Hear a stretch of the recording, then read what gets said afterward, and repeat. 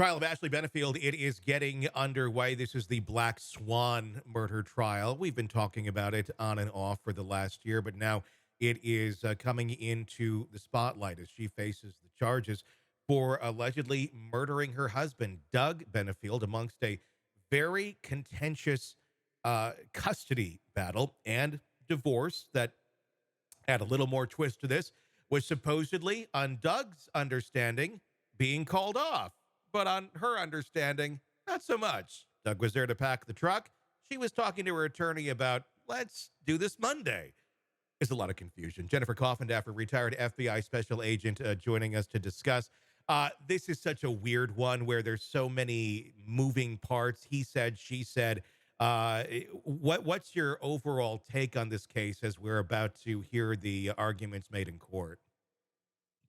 I think the bottom line is the jury is going to have to examine the forensic evidence on scene. And if she shot him in the back, which is my understanding, and she shot him twice, and there is no signs, from my understanding, of any physical abuse of her that day at that time, I think it's going to be really hard to argue domestic battery defense. How much is it going to hurt her, the fact, if you go with the domestic battery defense or the battered spouse defense, basically stating, yeah, maybe it wasn't that life or death moment when he came at her, but there had been life or death moments in the past, and she was acting out of fear, acting out of instinct because of what she knew he might be capable of. But the problem is the judge, when they were already trying to have this case thrown out, said, there's not one scintilla of truth to your stories about abuse.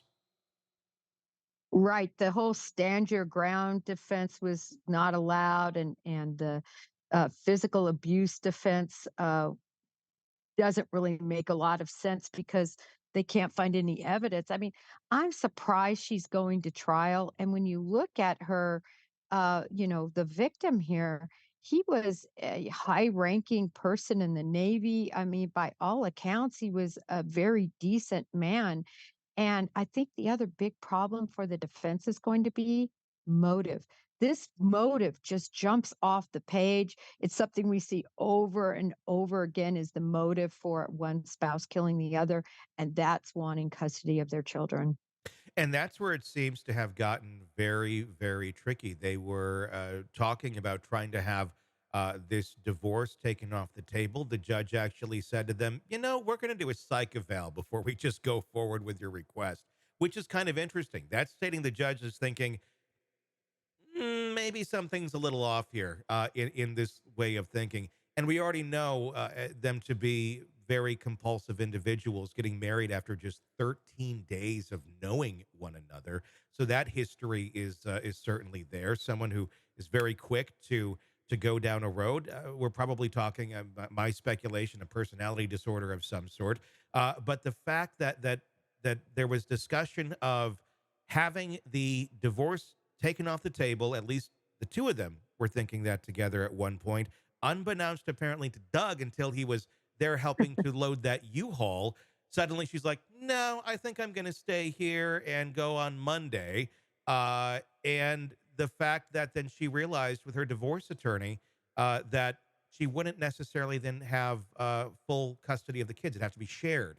And that's when things seem to go horribly wrong.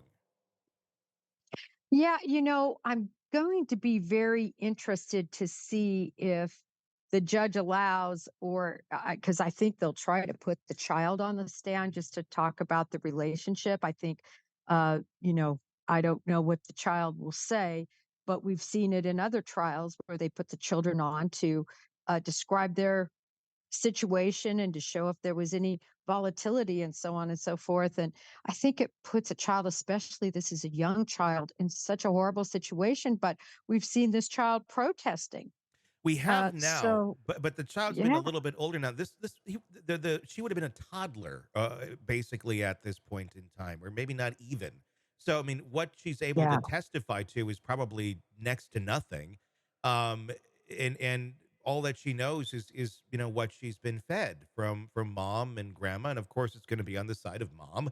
We saw her out there with the sign, "Keep my mommy free," which I get it. Seemed a little, I don't know, tasteless. But it is what it is. It's other than her arguments against him, there being no physical evidence of abuse. Uh, there's cases where there's many cases where there is no evidence, and there truly is abuse. But there's also many where people are just making shit up to get custody of their child. And this is kind of what this is looking like. It's not to excuse or to blame victims or to discount victims, but not everybody who claims they're a victim is a victim.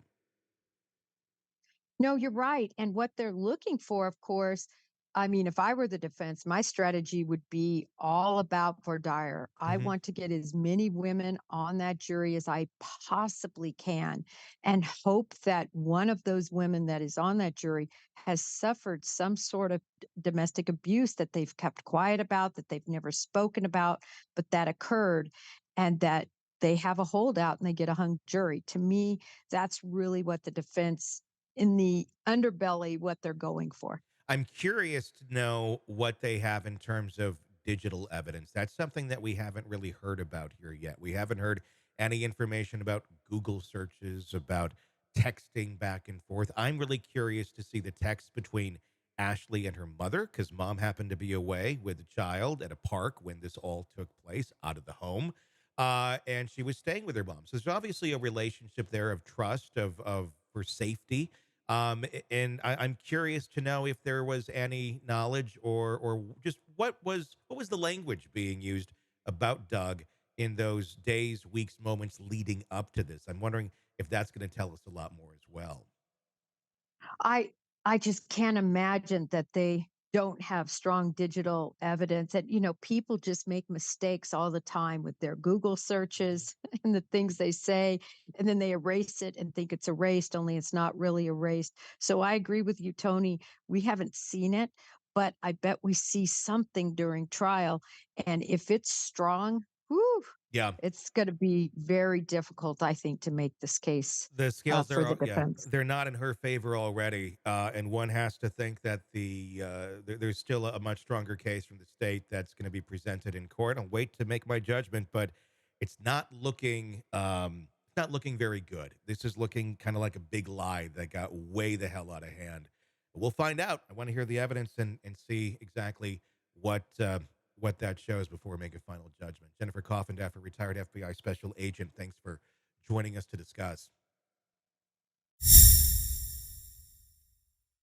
Hey, thanks for checking out the video. Be sure to follow us wherever you download podcasts, and especially Apple Podcasts, where you can get advanced episode and premium content on our premium channel right there. Also, be sure to follow us on social media so you don't miss any breaking updates on the stories that matter to you most. We're on TikTok, X, Instagram, Facebook. Just search Hidden Killers Podcast with Tony Brueski, and you'll find us right there. Again, thanks for watching.